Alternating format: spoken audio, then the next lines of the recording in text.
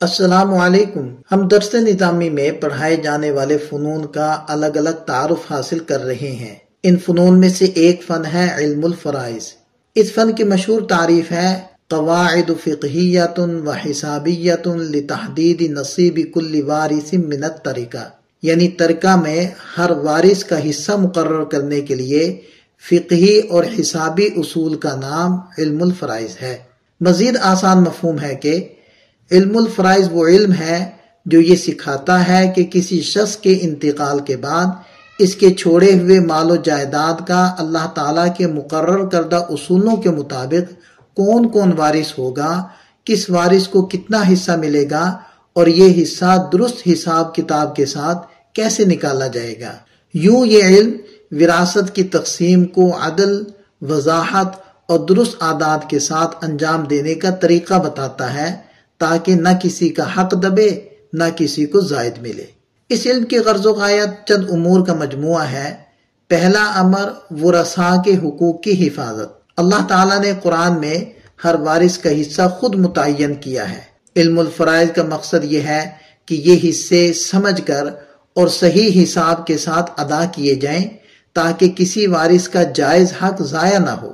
دوسرا امر عدل پر مبنی تقسیم۔ یہ علم انسان کو یہ صلاحیت دیتا ہے کہ وہ وراثت کی تقسیم جذبات یا روایات نہیں بلکہ خالص شرعی اصولوں کے مطابق کرے۔ تیسرا امر عملی زندگی کی رہنمائی۔ مرنے کے بعد وراثت کا معاملہ ہر خاندان میں پیش آتا ہے۔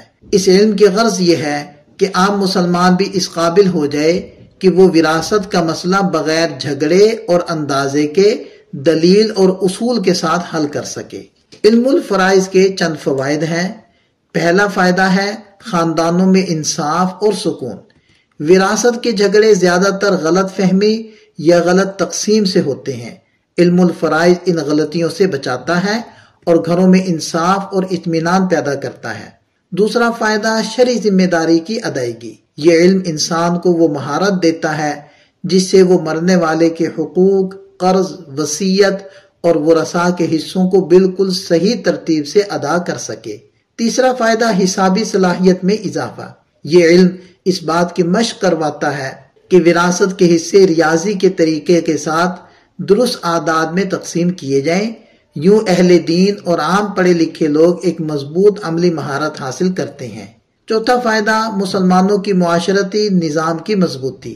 چونکہ وراثت ہر خاندان کا مسئلہ ہے، اس کی درست تقسیم اہل ایمان کے درمیان عدل اور برابری کی بنیاد مضبوط کرتی ہے اور ظلم و فساد کا دروازہ بند کرتی ہے۔ ایک سادہ یاد رہ جانے والی تمثیل ذکر کرتے ہیں۔ علم الفرائض وہ ترازو ہے جس سے اللہ تعالیٰ نے وراثت کو تولنے اور بانٹنے کا طریقہ سکھایا ہے۔